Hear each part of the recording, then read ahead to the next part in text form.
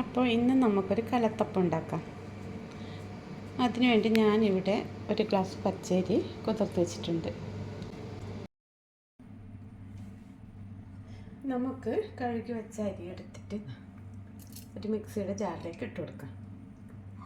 അതിലേക്ക് ആവശ്യമായിട്ട് ഞാൻ എടുക്കുന്നത് മൂന്ന് ഏലക്കായി, കുറച്ച് ജീരകം, കുറച്ച് തേങ്ങ, അതുപോലെ തന്നെ കുറച്ച് ചോറ്,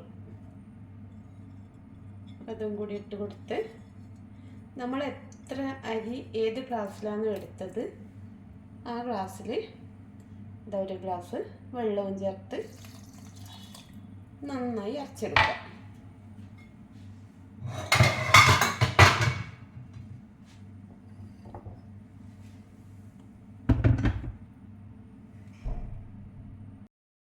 ഇതങ്ങനെ നന്നായി അരച്ചെടുത്ത അരിമാവ് അരിയിട്ട് അതിന് നമുക്കൊരു ബൗളിലോട്ടേക്ക് ഒഴിച്ചു കൊടുക്കാം.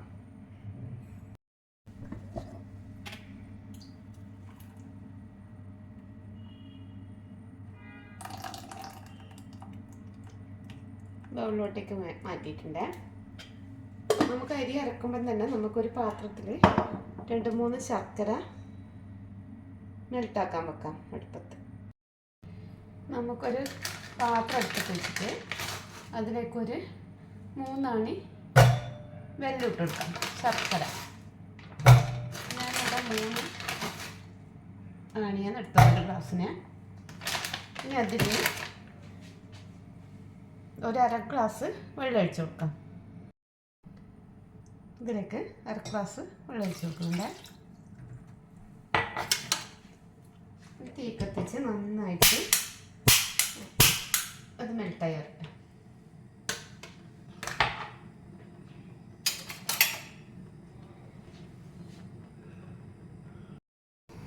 അങ്ങനെ നമ്മുടെ ശർക്കര നന്നായി മെൽട്ടായിട്ടുണ്ട്.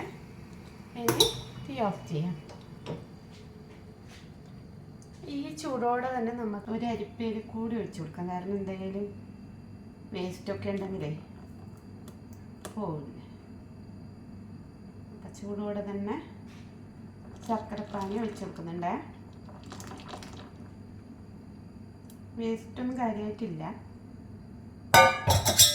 ഇനി ഇത് നന്നായിട്ട് ഇളക്കി കൊടുക്കും.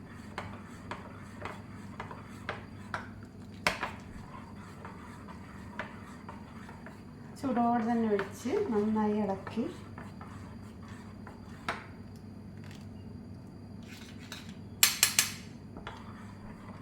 കൊടുക്കുക. ഇനി ഇതിലോട്ടേക്ക് കുറച്ച് ഉപ്പ് ഇടണം. കാരണം ശർക്കരയല്ലേ ഒഴിച്ച്, അപ്പോൾ ഒരു ബാലൻസിന് വേണ്ടിയിട്ട് കുറച്ച് ഉപ്പ് കൂടി നമുക്ക് ഇട്ട് കൊടുക്കാം.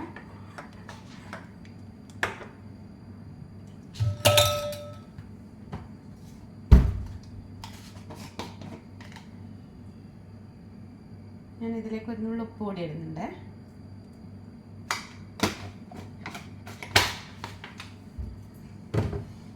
നന്നായി ഇളക്കി കൊടുക്കുക.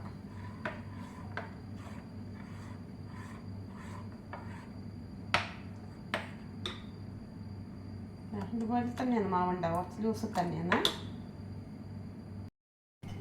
ഇനി നമുക്ക് ചുവട് കട്ടിയിലൊരു പാത്രം, ഏത് പാത്രമായാലും കുഴപ്പമില്ല, നമുക്ക് കുക്കർ തന്നെ വേണമെന്നൊന്നുമില്ല, നോൺ സ്റ്റിക്കിൻ്റെ പാത്രത്തിൽ വെക്കാൻ പറ്റും. അപ്പോൾ ഞാനിപ്പോൾ ഇതിന് കുക്കറിൻ്റെ മൂടി ഇടുന്നില്ല, ഞാൻ സാധാ ഒരു മൂടി എടുത്തിട്ട് അടച്ചു വെക്കുകയാണ്. അപ്പോൾ ഇതുപോലത്തെ ഒരു പാത്രമാണ് ഞാൻ എടുത്തത്. ഇതിൽ കുറച്ച് വെളിച്ചെണ്ണ ഒഴിച്ചു കൊടുത്തു. ഇനി അതിലോട്ടേക്ക് നമ്മൾ അരിഞ്ഞു വെച്ച തേങ്ങാക്കൊത്തും കുഞ്ഞുള്ളി അതിട്ട് കൊടുക്കുന്നേ.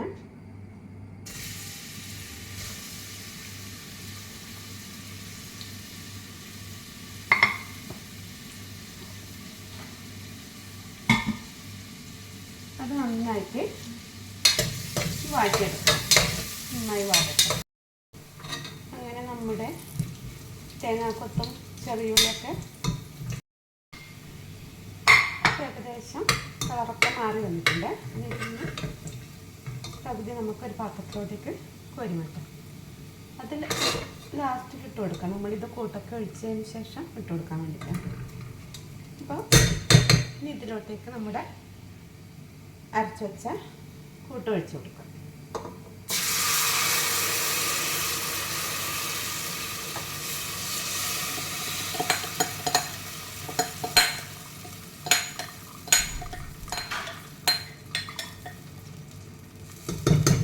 അങ്ങനെ അരച്ച കൂട്ടി വെച്ച് കൊടുത്തു.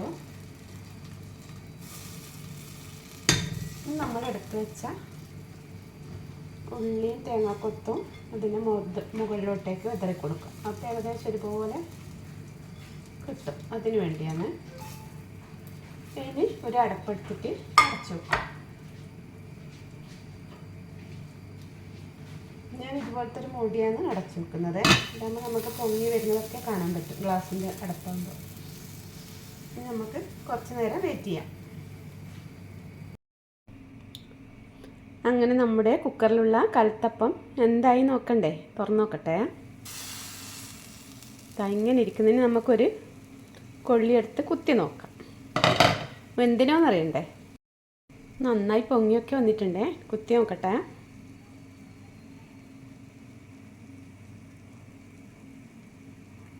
ഏകദേശം അതിന് കുറച്ചുകൂടി ആവാനുണ്ടെന്ന് തോന്നുന്നു.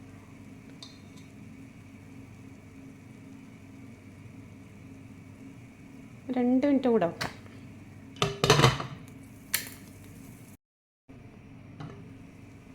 അങ്ങനെ ഏകദേശം നമ്മുടെ കലത്തപ്പം റെഡി ആയിട്ടുണ്ടേ. ഇനി നമുക്കിത് തണുത്തതിന് ശേഷം ഒരു പാത്രത്തിൽ ഇട്ട് കാണിച്ചു തരാം. അങ്ങനെ നമ്മളെ കലത്തപ്പം ഇതാ ആ പാത്രത്തിന് ഇതിലോട്ടേക്ക് ഇട്ട് കൊടുത്തിട്ടുണ്ട്. കണ്ടോ, നല്ല സോഫ്റ്റാണ്. കട്ട് ചെയ്ത് കാണിച്ചു തരാം.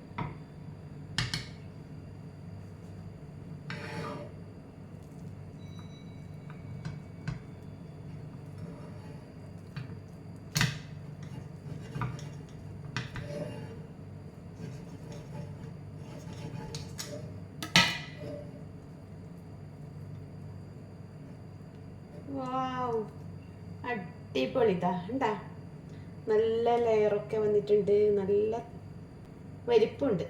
നല്ല സോഫ്റ്റാണ്. നല്ല സോഫ്റ്റാണ്. പഞ്ഞു പോലെ ഉണ്ട്. ഇതാ ലെയർ വന്നിട്ടുണ്ട്. ഉണ്ടാ, എല്ലാവരും ഉണ്ടാക്കി നോക്കണേ. അടിപൊളി കലത്തപ്പാണ്.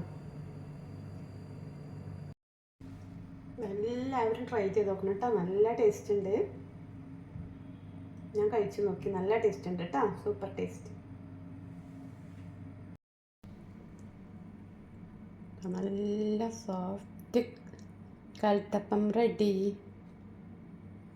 എല്ലാവരും ഉണ്ടാക്കി വെക്കണം കേട്ടോ. നല്ല സോഫ്റ്റാണ്. നല്ല പഞ്ഞി പോലെ ഉണ്ട്. എല്ലാവരും ഉണ്ടാക്കി വെക്കുക. നല്ല ടേസ്റ്റാണ്. വീണ്ടും അടുത്ത വീഡിയോയുമായി കാണുന്നത് വരെ ബൈ ബൈ.